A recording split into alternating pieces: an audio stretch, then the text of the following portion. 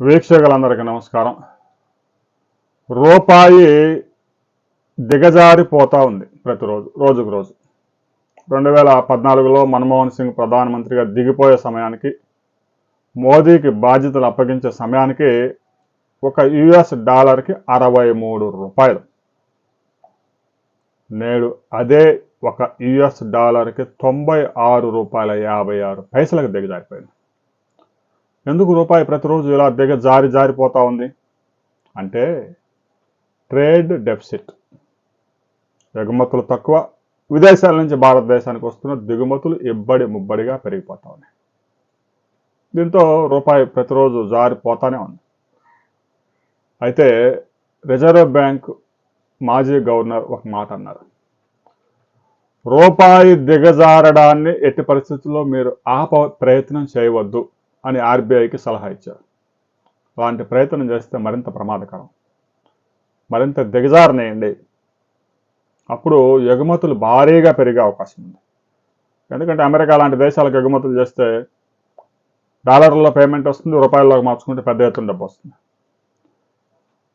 ఒకప్పుడు స్వతంత్రం వచ్చిన కొత్తలో ఒక యుఎస్ డాలర్ కేవలం 3 రూపాయలు మాత్రమే.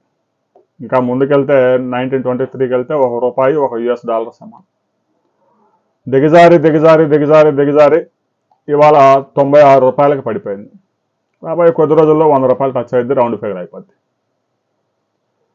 అయినా కూడా భారత్ ఎగుమతులు పెద్ద ఎత్తున కనుక పెరగకపోతే రాబోయే రోజుల్లో ట్రేడ్ డెఫిసిట్ మరింత భయంకరంగా పెరిగే అవకాశం ఉంది. అదృష్టవశాత్తు ప్రపంచవ్యాప్తంగా 4 కోట్ల మంది భారతీయులు అన్ని దేశాల్లో రకరకాలుగా ఉద్యోగాలు చేసి రెమిటెన్స్ పెద్ద ఎత్తున భారతదేశానికి పంపిస్తున్నారు. కాబట్టి భారతదేశం చమురు దిగుమతి చేసుకున్న, బంగారం దిగుమతి చేసుకున్న, ఎలక్ట్రానిక్ గ్యాడ్గెట్స్ దిగుమతి చేసుకున్న పేమెంట్స్ చేయగలుగుతాం. లేదంటే 1991 పరిస్థితే రిపీట్ అయ్యే అవకాశం ఉంది. 1991లో చమురు దిగుమతి చేసుకున్నా కూడా వారికి చెల్లింపులు చేయలేని పరిస్థితుల్లో 40 టన్నుల బంగారాన్ని అర్ధరాత్రి విమానాల్లో లండన్ తరలించి తాకట్టు పెట్టి యుఎస్ డాలర్లు కొనుక్కోవాల్సిన దుస్థితి ఏర్పడింది. అలాంటి పరిస్థితి రాకూడదనే ప్రధాని నరేంద్ర మోదీ ముందుగానే హెచ్చరికలు జారీ చేశారు. ఏటా 800 టన్నుల బంగారాన్ని మనం దిగుమతి చేసుకుంటా ఉన్నాం.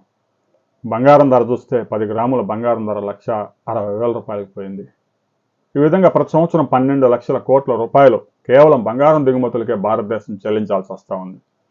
అందువల్ల బంగారం కొనుగోలు తగ్గించండి, ఆపండి అని చెప్పేసి ఆయన పిలుపునిచ్చారు.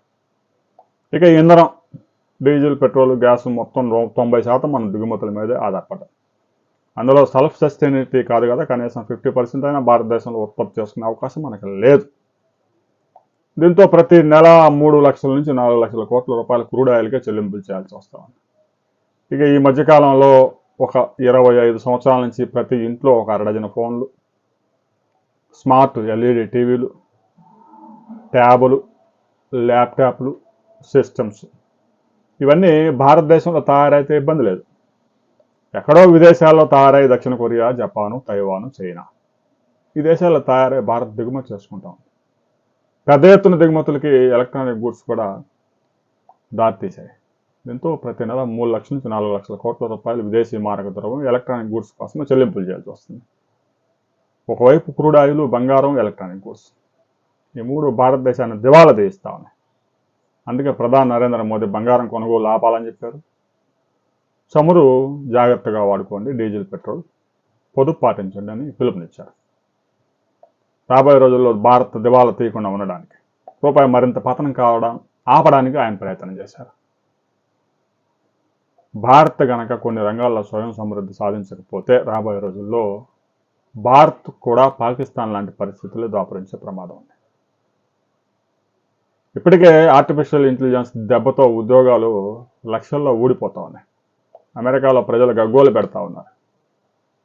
పెద్ద పెద్ద మెటా లాంటి సంస్థలు 40,000 మందిని, 50,000 మందిని రాత్రి తొలగించేస్తా ఉన్నాయి. అమెరికాలో భారతీయుల ఉద్యోగాలు పోతే వారికే కాదు, ఉద్యోగాలు పోయిన వ్యక్తులకే కాదు, భారతదేశానికి కూడా గొడ్డలి పెట్టు, అందులో ఎలాంటి అనుమానం లేదు. అమెరికాలో ఉన్న భారతీయులందరూ ఒక్కసారి కనుక దేశానికి తిరిగి వస్తే భారత్ పని మటాష్.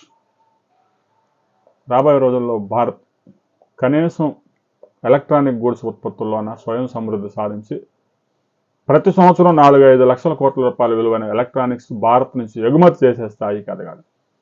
లేదంటే పరిస్థితులు ట్రేడ్ డెఫిసిట్ విపరీతంగా పెరిగిపోయి విదేశీ చెల్లింపులు చేయడానికి కూడా క్రూడ్ ఆయిల్ దిగుమతి చేసుకున్నా కూడా చెల్లింపులు చేసే పరిస్థితి ఉండదు. రూపాయి మరింత దిగజారిపోయే ప్రమాదం ఉంది. దీనికి సంబంధించి ఆర్బీఐ ఒక కీలక ప్రకటన చేయబోతా ఉంది. ఆ తర్వాత మరిన్ని వివరాలతో మరో వీడియోలో మనం కలుస్తాం.